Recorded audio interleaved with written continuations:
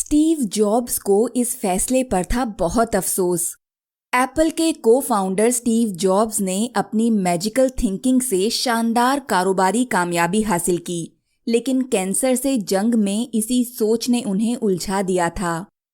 Steve jobs का नाम सुनते ही दिमाग में स्मार्ट और टेक्नो फ्रेंडली इंसान की तस्वीर उभरती है, लेकिन एक दोस्त के साथ मिलकर एप्पल कंपनी शुरू करने वाले और दुनिया को सुपर एडवांस्ड पर्सनल कंप्यूटर देने वाले जॉब्स को जब कैंसर हुआ तो वो घरेलू नुस्खों के चक्कर में पड़ गए। बात हैरान करने वाली है, पर सच है।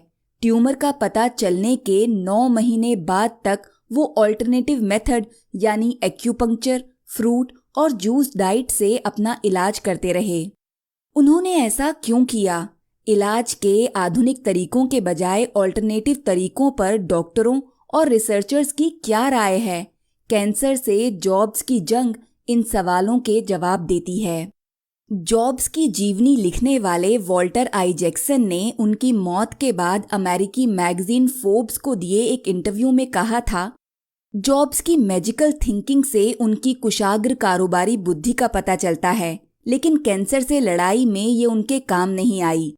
वॉल्टर के मुताबिक एप्पल के मास्टरमाइंड को आखिरकार अपने उस फैसले पर अफसोस करना पड़ा जो उन्होंने कैंसर से लड़ने के लिए शुरुआती दिनों में किया था। वॉल्टर ने जब जॉब्स से पूछा था कि उन्होंने 9 महीने तक ट्यूमर की सर्जरी क्यों नहीं कराई, तो जॉब्स ने कहा था, मैं नहीं चाहता कि मेरा शरीर खोला जाए।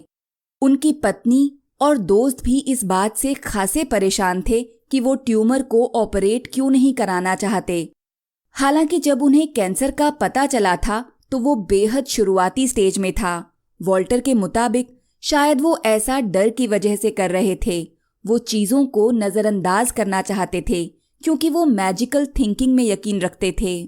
जॉब्स ने अक्टूबर 2003 में किडनी स्टोन की जांच के लिए सीटी स्कैन कराया था। इसमें डॉक्टरों को उनकी पैनक्रियाज में कुछ शैडो दिखाई दी। जांच में पता चला कि उन्हें पैनक्रियाज में होने वाला बहुत ही रेयर न्यूरोएंडोक्राइन ट्यूमर है। इसके बाद जॉब्स ने इलाज के लिए सर्जरी, कीमोथेरेपी या रेडियोथेरेपी के बजाय एक्यूपंक्चर, हाइड्रोपैथी और डाइट कंट्रोल को अपनाया। पूरे 9 महीने तक वो यही सब करते रहे। जुलाई 2004 में उन्होंने ट्यूमर की सर्जरी कराई। तब तक उनका कैंसर काफी फैल चुका था। पैनक्रियाज पेट के पिछले हिस्से में होता है। कभी कभी पैनक्रियाज में कोशिकाएं असामान्य रूप से बढ़ने लगती हैं। इसे ही पैनक्रियाटिक कैंसर कहते हैं। न्यूरोएंडोक्राइन ट्यूमर को NET के नाम से जाना जाता है। इसमें शरीर की तंत्रिका कोशिकाओं से हार्मोन असामान्य रूप से ज्यादा बनने लगता है।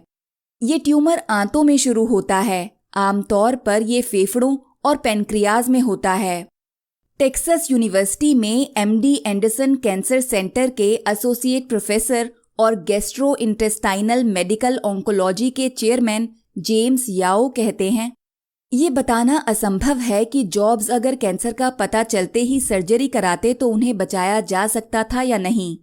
एक्यूपंक्चर और बाकी न्यूरोपैथिक थेरेपी का उनके इलाज में क्या रोल रहा?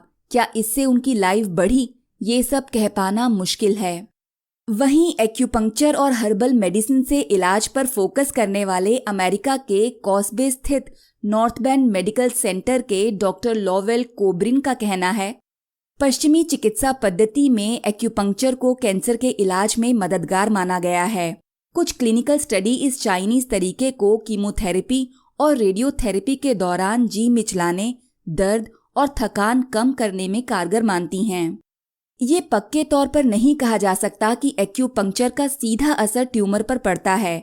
हाँ, ये जरूर है कि सिर्फ ये तरीके कैंसर को ठीक करने के लिए काफी नहीं हैं।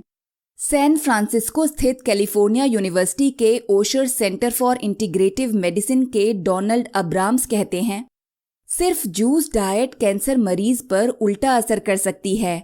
वो सैन फ्रांसिस्को जनरल अस्पताल में हीमेटोलॉजी ऑन्कोलॉजी के हेड भी हैं। वो उन कैंसर मरीजों को सलाह भी देते हैं जो इलाज के लिए मेडिकल ट्रीटमेंट के साथ ऑल्टरनेटिव ट्रीटमेंट भी लेना चाहते हैं।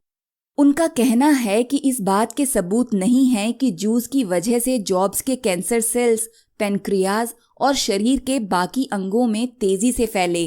लेकिन डोनाल्ड खुद अपने मरीजों को जूस डाइट की सलाह नहीं देते। पिछले 40 साल से कैंसर के लिए ऑल्टरनेटिव और कम्प्लीमेंट्री थेरेपीज पर स्टडी कर रहे एंड्रयू वेल कहते हैं, कैंसर के मामले में इन तरीकों के कारगर होने के कोई साइंटिफिक रिजल्ट्स अब तक नहीं मिले हैं, लेकिन पैनक्रियाटिक कैंसर के मामले में ये सर्वाइवल को थोड़ा बढ़ा सकते हैं। कैंसर ट्रीटमेंट सेंटर अमेरिका के इंटीग्रेटिव मेडिसिन के वाइस प्रेसिडेंट टिम बर्डसेल कहते हैं, कैंसर में कोशिकाएं अपने बाहरी वातावरण के प्रति बहुत कम संवेदनशील हो जाती हैं। टिम कहते हैं, जो नेचुरल थेरेपीज जॉब्स ने लीं, वे शरीर में बदलाव ला सकती थीं, लेकिन ट्यूमर में नहीं। कैंसर हो जाने पर सिर्फ शरीर का एनवायरनमेंट बदलना काफी नहीं होता, उसे सर्जरी, रेडिएशन और कीमोथेरेपी से ही ठीक किया जा सकता है। जॉब्स की जीवनी लिखने वाले वॉल्टर कहते हैं कि जॉब्स 1974 में भारत आए थे। यहाँ वो नीम करौली बाबा के आश्रम गए। भारत में रहने के 7 महीनों में उन्होंने बौद्ध धर्म के बारे में जाना। इसके बाद उनकी जीवन शैली काफी बदल गई। वो अनुभव या खुद के तर्क से महसूस होने वाली बातों पर ज्यादा यकीन कर फैसले लेने लगे। उनकी ये मैजिकल थिंकिंग और अपने अनुभव से फैसले लेना उनके बिजनेस में बहुत कामयाब रहा, लेकिन शायद कैंसर से लड़ाई में इसने काम नहीं किया। वॉल्टर कहते हैं कि जॉब्स इस बारे में ज्यादा से ज्यादा बात करना चाहते थे, कहना चाहते थे कि उन्हें अपने इस फैसले पर अफसोस है। मुझे लगता है कि उन्होंने भी ये महसूस किया कि उन्हें जल्द ऑपरेशन करवा लेना चाहिए था। हालांकि बाद में तबीयत बिगड़ने लगी तो जॉब्स ने इलाज के कई तरीके अपनाए। उन्होंने अपना जीनोम सीक्वेंस तक कराया ताकि डीएनए से कैंसर सेल को म्यूटेट किया जा सके। 2009 में उनकी तबीयत काफी खराब रहने लगी, इसलिए इलाज के लिए वो स्विट्जरलैंड गए। वहां हार्मोन प्रोडक्शन के लिए उन्होंने रेडियो एक्टिव आइसोटोप की मदद ली। इनसे उन्हें आराम मिला, लेकिन शुरुआती 9 महीने कैंसर को अनदेखा करना भारी पड़ा। 5 अक्टूबर 2011 को जॉब्स की मौत हो गई। ये सही है कि एक्यूपंक्चर और डाइट शरीर को स्वस्थ रखने में मददगार साबित हो सकते हैं, लेकिन कैंसर होने पर सिर्फ इनके जरिए उसे ठीक नहीं किया जा सकता।